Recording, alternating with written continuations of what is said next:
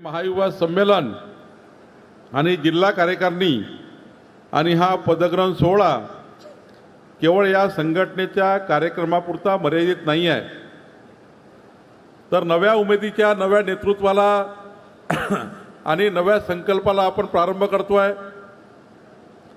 या ठिकाणी ज्यांना ज्यांना नियुक्तीपत्र मिळेल त्यांना एक नेतृत्व करायचं आहे। नेतृत्व करण्याची संधी आज आपल्याला नियुक्तीतनं मिळत आहे, पण या नियुक्ती झाल्यानंतर मात्र त्यांना अधिक जबाबदारीने वागावं लागेल, कारण सत्तेमध्ये आपण असल्यावर जबाबदारीने वागावं लागतं आणि जबाबदारीने जर वागलो नाही, एखादी चूक जरी झाली त्या चुकीचे पडसाद विरोधी पक्ष संपूर्ण देशभर त्या ठिकाणी उमटवतात। आणि म्हणून या ठिकाणी ज्यांची ज्यांची नियुक्ती आहे त्यांनी कर्तृत्वाने त्यांचं कर्तृत्व समर्पण सार्थ ठरेल असा मला या ठिकाणी विश्वास आहे।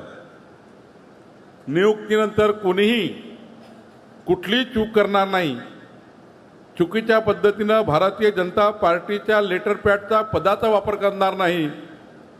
पद आणि प्रतिष्ठा या दोन्ही सांभाळून आपल्याला समाजाच्या कल्याणाकरता काम करायचं आहे आणि म्हणून लेटर पॅडचा पदाचा गैरवापर होणे, या पदामधनं कोणाला धमकी मिळणे, या पदामधनं बिअर बारमध्ये जाऊन भांडणं होणे, या पदामधून ढाब्यावर जाऊन मारपिटा होणे, या पदावर जाऊन या ठिकाणी उन्मत्त सत्तेचा माज आला अशी कोणी भूमिका तयार करणे, असं या ठिकाणी या पदातनं होण्याची काळजी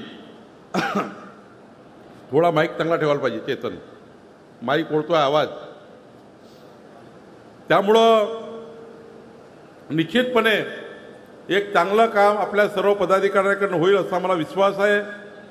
आपण विश्वासाला तडा देणार नाही याची मला काळजी आहे।